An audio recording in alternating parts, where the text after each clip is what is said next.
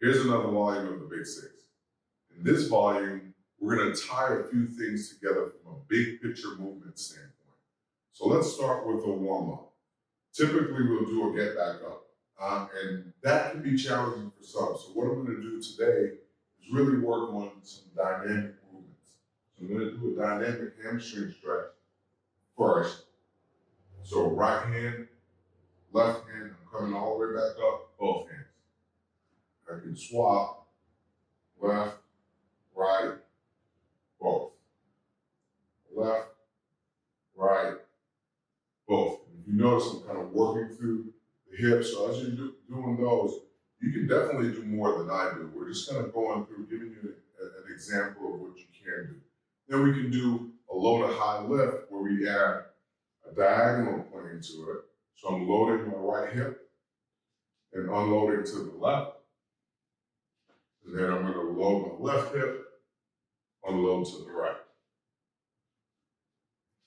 All right, so maybe a familiar movement for some. And so that's just low to high lift outside the ankle. Then I can go between the legs.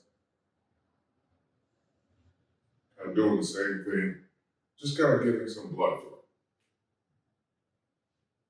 All right, so I can also then, if I wanted to, I can start, kind of a hinge. So if I turn sideways, hinge and move back out of that hinge. If I wanted to march in place, I could do that. I can take my hands overhead.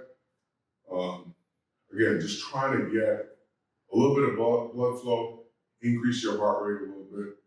If you had a chair and you wanted to sit on your chair and get back up, that would be fine. If you wanted to do kind of a split step or modified get back up for those of us who have challenges getting on and off the ground, that's great. So that's a start in terms of getting our blood flow. Now, definitely want to start addressing some core integration. So we're going to do a plank. And I'm not a big fan of holding planks for a long period of time. So what I'm going to do is standing on the edge of my mat, I'm going to just work down into a plank position, and then I'm going to come back to this position. No, I'm not trying to trick you into doing a get back up. It's just something that really builds great core strength.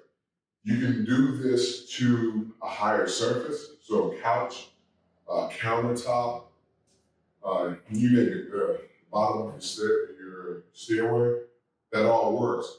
But the whole idea is to be able to get into a position, hold for a count, come back out. If you want to make it more challenging, boom, back to here, boom, back to here.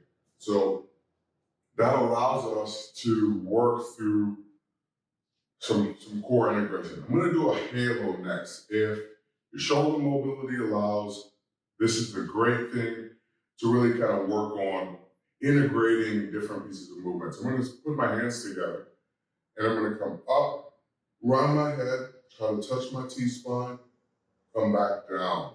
All right? Up, back down. Don't want to try to turn your head too much to the side. You're doing the side bend or rotate where you're doing this, trying to get out of the way. You're just kind of trying to get some shoulder mobility. Again, you want to make it a bit more difficult. Get in a split step position. Come up and around. Up, trying to get that T-spine and around. And so that's your halo, okay?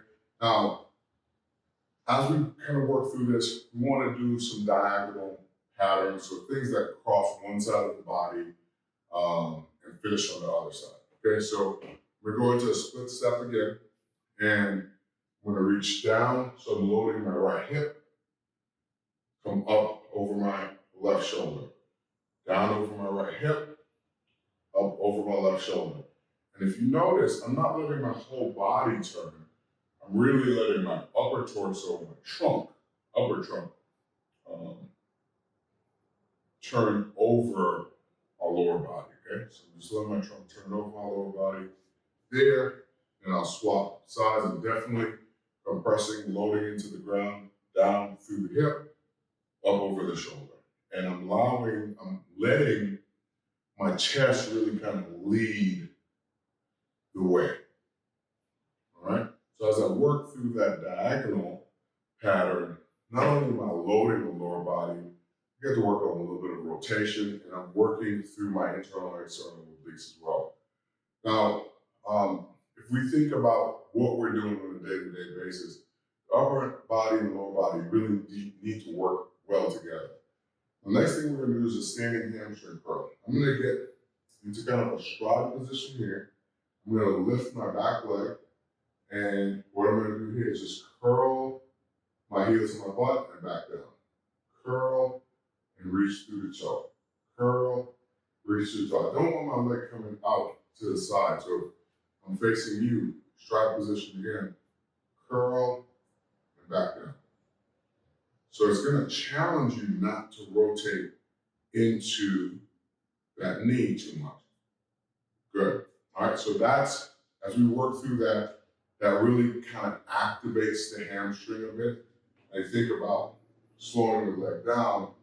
The hamstring also shortens, all right? So it's going to pull the heel to the butt. And that allows us to really, again, control what happens with the lower body in terms of eccentric and then also concentric, all right? So if you've ever done a movement screen with us, you've noticed that there are some things that require you to be able to control or activate the hamstring.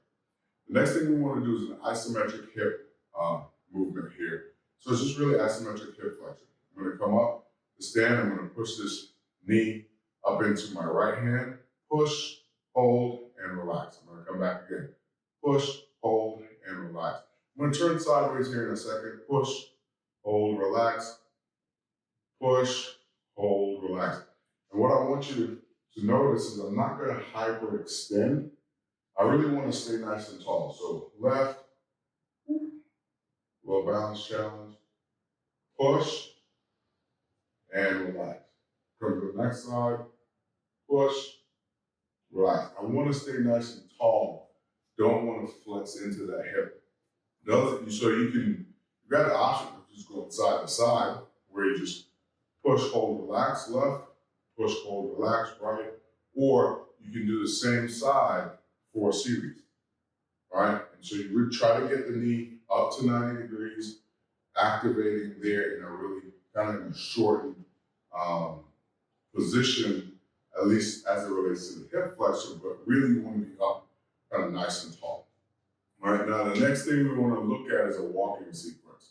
So locomotion or walking is a very important part or aspect of what we do each day. What I want to try to do here is, this is a stride position again. My right leg is back, my right arm is going to be forward, kind of reaching for a door, okay, if I was going to push something. So with my right hand forward, right hip back, I'm going to come up, and I'm going to tap my heel forward, reach with my left hand. Pull, come to single leg, tap my toe behind, reach with my right hand. Up and pull, tap and push. And I'm not holding myself back. That's heel strike. Now I could get to where I go heel strike on one side, kind of heel off on the other side, but I'm really trying to stay tall with my left side. I'm going to turn to see what that looks like differently if my left leg was moving. So my left toe will be back, my left hand will be forward. I'm going to pull, come through the hip, touch the heel, and press with my right hand. I can release the tension in my left.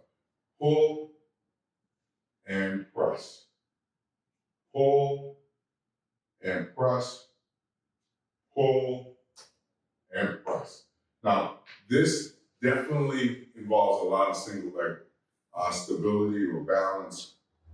You got to control the ankle, which is a mobile segment, and the hip, right? So try these, adjust how many you do, right? Work through it maybe as a circuit, or pick one of each movement to do during the day. The whole idea is working on the building blocks, the foundation of helping you move well, live well, and do amazing things. Remember, if you want to do a couch